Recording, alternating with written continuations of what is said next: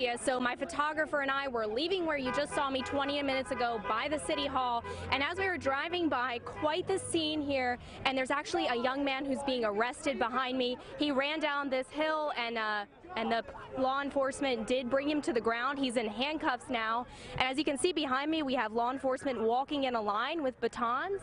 We also have SWAT vehicles. Traffic is completely stopped over here. Ambulances. Quite the scene here right now. People appear to be being forced back this way to their cars. My photographer give you a closer look here.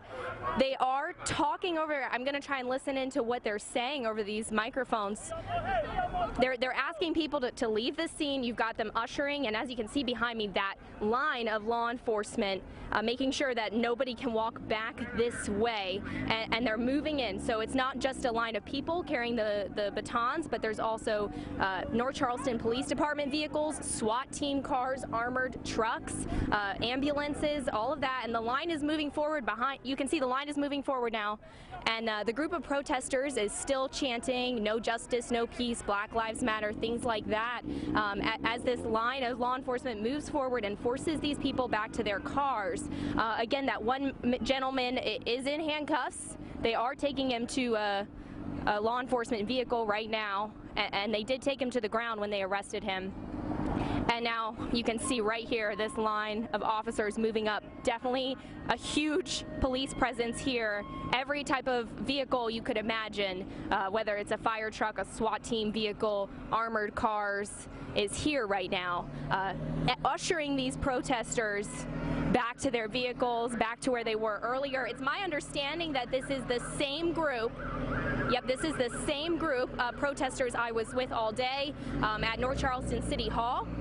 So after they left there, presumably for curfew, they actually walked down this way. So that's what you're seeing right now unfold. And now law enforcement really, by any means necessary, getting these people back to their cars in time for that 6 o'clock curfew. We're now 20 minutes into that. So that's what you're looking at right now. Heavy law enforcement present here. Ushering this group of protesters back to their vehicles in time for that 6 o'clock curfew. There's helicopters overhead now. Helicopters overhead circling. Hear them. Getting that bird's eye view here of the situation. And traffic has been stopped on 26, which is, we're right above 26 right now. So,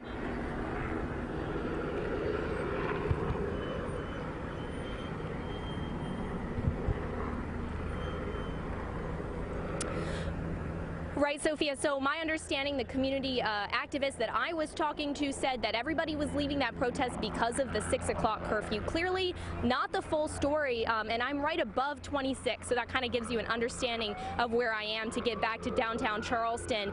And as my photographer and I were leaving that original protest site, we just saw hundreds of people on the road. And now what you're hearing is the helicopters and law enforcement vehicles. You're watching it happen now. They are pushing those protesters back to their cars, making sure they get out of here. And they're not, we have law enforcement running now over here. I mean, they're acting as swiftly as possible.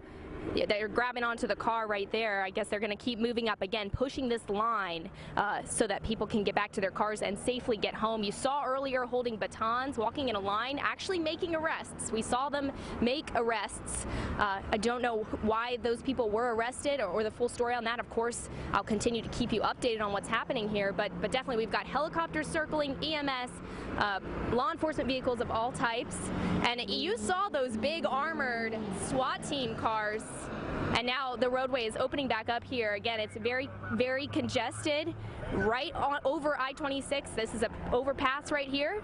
And really backed up here as police is continuing to move down slowly, making sure they're not missing a single individual, making sure that they are pushing everybody back to their cars.